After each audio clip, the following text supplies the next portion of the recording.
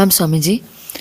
मैं ये पूछना चाहती थी कि क्या ओशो के जितने भी मेडिटेशन के टेक्निक्स हैं, क्या वो अल्टीमेट है? पहला ये प्रश्न है। और अगर है, जो मतलब अगर उनकी टेक्निक्स पार निकालने वाली है, तो मैं पूछना चाहती थी कि आपने फिर ये अलग से टेक्निक्स क्यों दी है? टेक्निक्स ओशो ने दी और वो टेक्निक्स कारगर हैं, अच्छी विधियां हैं, कारगर हैं। लेकिन आप देखिए कि ओशो ने जो टेक्निक्स दी, आज से 30 साल, 35 साल, 40 साल, 45 साल पहले टेक्निक्स दी हैं, अलग अलग समय पे आई हैं टेक्निक्स। इस बीच में गंगा का कितना पानी बह गया, है ना? परिस्थितियाँ कितनी बदल गई, कितनी परिस्थितियाँ बदल चुकी हैं, कितनी नई इन्फ्लुएंस स्ट्रीम्स एक्टिवेट हो चुकी हैं, कितनी टेक्नोलॉजी डेवलप हो गई, कितनी सैटेलाइट की तरंगें बढ़ चुकी हैं। उस समय में तो सैटेलाइट की तरंगें, तरह तरह की तरंगें नाम मात्र की थी, बिल्कुल नाम मात्र की थी। अब कितनी बदल चुकी हैं। और इन्फ्लुएंस स्ट्रीम ने आपके मनोगत ढांचों को कितना बदल दिया है। इंटरनेट, मोबाइल नहीं हुआ करता था उनके ज़माने में, लैपटॉप वगैरह नहीं हुआ करते थे। अब आपका स्क्रीन टाइम कितना बढ़ चुका है और आपको क्या क्या परोसा जा रहा है अब, और आप किस किस चीज़ के शिकार हैं, कितने स्पिरिचुअल गार्बेजेस के शिकार हैं। इसलिए नई टेक्निक्स हमने दी हैं ऐसा नहीं है, हमारे माध्यम से आई हैं। ऐसा लगेगा ना कि टेक्निक्स हमने दी हैं, एक्चुअली टेक्निक्स हमारे माध्यम से आई हैं। तो आई हैं तो इनमें कौन इन्वॉल्व है? Divine cosmic energy support system, esoteric support system ये इन्वॉल्व है। Divine cosmic energy support system जो है, जो मेगा है और इतिहास का सबसे बड़ा है, बहुत एक्टिव है, बहुत ज़बरदस्त है, किसका बनाया हुआ है? ओशो का बनाया हुआ है। तो विधियाँ तो वहीं से ही आ रही हैं, है ना? तो ये नई विधियाँ भी आ वहीं से रही हैं, कहीं और से नहीं आ रही हैं। इसमें आप देखेंगे कि कुछ विधियों में कुछ स्टेप्स जो है ओशो से मिलते जुलते भी हैं। वो वहीं से डिसाइड हुआ कि कौन सा रखना है, कौन सा नहीं रखना है, किसको शॉर्ट करना है, किसको लॉन्ग करना है, क्या जोड़ना है, क्या घटाना है ना? ओशो ने एक बहुत बड़ा प्रयोग किया, म्यूज़िक का बहुत बड़ा उपयोग किया साधना में, म्यूज़िक का बहुत ज़्यादा उपयोग किया। हर चीज़ के फ़ायदे होते हैं, नुकसान की संभावना भी उतनी होती है। संगीत मीठा था, संगीत बहुत सुंदर, अच्छा। उस संगीत ने कुछ ऐसे मेंटल पैटर्न्स बना दिए साधकों के कि वह जो है बहुत ज़्यादा हानि का कारण बन गया। आप जो है एक रोबोट को भी इतनी जल्दी एक्टिवेट नहीं कर सकते जितने ओशो सन्यासी को आप कर सकते हैं। रोबोट को एक्टिवेट होने में भी समय लगता है। आप जो है एक म्यूज़िक बजा दीजिए पर्टिकुलर, और ओशो का सन्यासी वैसा ही हिलना चालू हो जाता है जैसा कल हिला था, जैसा परसों हिला था, जैसे 1 साल पहले हिला था, जैसे 3 साल पहले हिला था। उसी तरीके से, सेम तरीके से वह जो नृत्य करता है, वह कोई सन्यासी ओशो का म्यूज़िक पे नृत्य करता है, उसका वीडियो बना लीजिए और जो है उसके वीडियोस रोज़ बनाइए, देखिए बिल्कुल लगभग वैसा का वैसा ही उसका रोज़ वही चलता है ना? जो वहाँ पर रहते हैं उनकी पूरी दिनचर्या को पकड़िए, उनकी दिनचर्या का वैसी की वैसी ही रहती है, एकदम रोबोटिक, एकदम रोबोटिक। हम तो रहे हैं, हम तो जानते हैं, हमने देखा है, बहुत कुछ देखा है, परखा है, सब कुछ किया है। और यह देख के ऐसा लगता है कि जो महान मुक्तिदायी विधियां हैं वह बंधन बन गई, वह बंधन बन गई। और उनके कैंप्स होते हैं जगह जगह पर, वैसे के वैसे ही होते हैं। है ना, एक मिलता जुलता सा एक पैटर्न रहता है, वैसे के वैसे ही रहते हैं। वैसे ही रोबोटिक सिस्टम होता है। तो ये सब हुआ क्यों है? इसमें इन्वॉल्व तो वही सारी शक्तियाँ है। हम आपके सारे पैटर्न्स को तोड़ रहे हैं, हमारा कोई शेड्यूल ही नहीं है। सेशन होगा नहीं होगा उसका भी पता नहीं है, कोई सूचना नहीं होती। हो जाएगा, आगे होगा, पीछे होगा, नहीं होगा, कैसा होगा, कुछ नहीं है। कोई breakfast, lunch time, T time कुछ भी फिक्स नहीं है ना।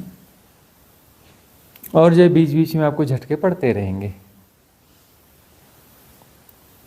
बीच बीच में आपको तरह तरह के झटके पड़ते रहेंगे। मतलब आप जिस पैटर्न को घर में जीते हैं, वहां जीते हैं, सारे आपके पैटर्न तोड़ दिए जाएंगे। आप घर में 10 बजे सो जाते हैं, सुबह 7 बजे 6 बजे उठाते हैं, 5 बजे उठाते हैं, कितने भी कट्टर रहो, ये आपका कोई पैटर्न काम नहीं करेगा। धीरे धीरे सब अपना जो है अस्त व्यस्त हो जाएगा, सब अस्त व्यस्त हो जाएगा। और अब अस्त व्यस्त करना है कि जो सिस्टमेटिक है वो रोबोटिक है,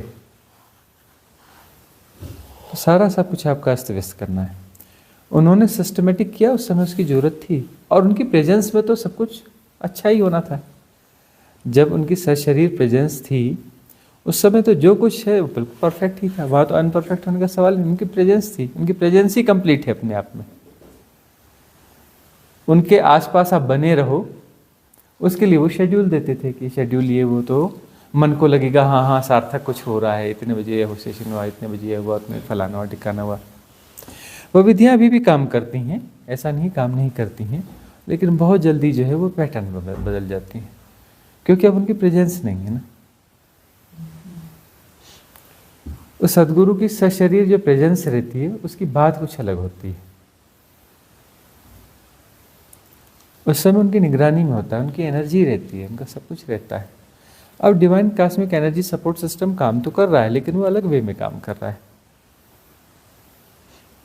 ऐसा नहीं कि वो जहाँ पर वो उनके वो रिकॉर्ड बज रहे हैं तो वहाँ जा कर के वो स्पेशली कुछ ऐसा काम करेगा, ऐसा नहीं है। वो चेतना के तल पे अलग तरीक़ों से काम करता है, कर रहा है। वो इस तरीके से भी काम कर रहा है कि वो जो सिलेक्टेड बीइंग्स हैं, अब हमारे पास जो लोग आ रहे हैं उसमें आधे तो ओशो सन्यासी या ओशो से जुड़े हुए हैं या ओशो के ध्यान विधियों को प्रयोग करने वाले हैं, आधे लोग कम से कम हैं। और 90% ऐसे लोग हैं जो ओशो को सुनते हैं। 90% लोग हैं ओशो को सुनने वाले जो हमारे पास आते हैं। और हम ये कहते हैं जो ओशो को डाइजेस्ट कर सकता है वही हमें डाइजेस्ट कर सकता है। जो ओशो को डाइजेस्ट कर सकता है ज़्यादातर 10% और स्पेशल बीइंग्स होंगी, उनकी अपनी साधनाएं होंगी, कुछ होगा, हमसे पिछले जन्मों में रेजोनेशन उनका रहा होगा, रेजोनेट रहे होंगे, तो वे लोग जो है हमसे जुड़ेंगे। 10% ऐसे होंगे, लेकिन 90% तो वैसे ही आएंगे जो ओशो से कहीं ना कहीं जुड़े हुए, ओशो को सुनते हैं, समझते हैं, रेजोनेंस फील करते हैं, वही हमें डाइजेस्ट कर पाएंगे। तो इन विधियों की का जो आना है, आगमन है, उसमें उन्हीं का ही रोल है। उस divine cosmic energy support system का ही रोल है, और भी एजोटेरिक सपोर्ट सिस्टम, इन सब के रोल हैं, बहुत सारी शक्तियों के रोल हैं। हमारे माध्यम से विधियाँ आ रही हैं, और विधियाँ आप देखिए कि इसमें म्यूज़िक में नहीं है, कोई प्रॉपर कुछ नहीं है, ना कोई ठीक से कोई कैमरा लगा है, ना कुछ बड़ा कोई एडिटिंग की गई है, ना कुछ है, ना ऐसा है ना वैसा है, बिल्कुल सिंपल वे में ये आती हैं। और जो इनसे जुड़ रहा है वो ये कह रहा है कि अल्टीमेट है, यही चीज़ है कि वहाँ 10 मिनट की भस्त्रिका होती है डायनामिक मेडिटेशन में, आपकी 2 मिनट की होती है, पता नहीं क्या है 2 मिनट की ऐसी काम करती है कि वो बात बन जाती है। 2 मिनट की भस्त्रिका इतनी ज़्यादा काम करती है, और वो भस्त्रिका करते हैं, अनुलोम विलोम करते, बोले आधा 1-1 घंटा काम कर उसमें करते हैं। कभी ऐसा नहीं होता। कई लोग योगा प्राणायाम करते हैं ना, बहुत सारा करते हैं और उसके बाद में ये करते हैं, लेकिन इतना स्पीड से कभी नहीं होता। और आपका ये लगा करके 2 मिनट की भस्त्रिका करते हैं, एकदम गहरे में चले जाते हैं 2 मिनट में ही, पता नहीं क्या होता है। ऐसे अलग से करो कुछ होता ही नहीं है, ऐसे 2 मिनट का करो और बात बन जाती है। मामला है क्या, 2 मिनट बोलते हैं कि वो 1.5 मिनट की होती है, बोलते 2 मिनट है, 1.5 मिनट 1.25 मिनट की होती है और काम बन जाता है। बिल्कुल नॉर्मल से कुछ ऐसे बस सजेशन से आ रहे होते हैं, बैठे रहते हैं, बात बन जाती है। क्या मिरेकल है इसमें। हमने जानबूझकर ना कोई अच्छी एडिटिंग दी है, ना कोई म्यूजिक बैकग्राउंड दिया है, ना कुछ दिया है, और बराबर वो चीज़ें काम कर रही हैं। क्योंकि बाकी सब कुछ तो देख भोग लिया है ना, अब सारे पैटर्न टूटने चाहिए ना। हम कोई उसमें ऐसा आलम्बन दे ही नहीं रहे कि जहाँ पर जिसके एडिक्शन में फंस जाओ।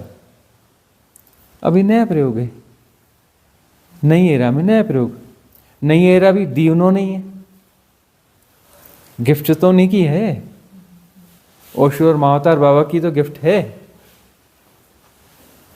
ये एरा किसकी गिफ्ट है, लीड तो ये दोनों ही कर रहे हैं। उन्होंने भी डायनामिक को 10 बार चेंज करा है।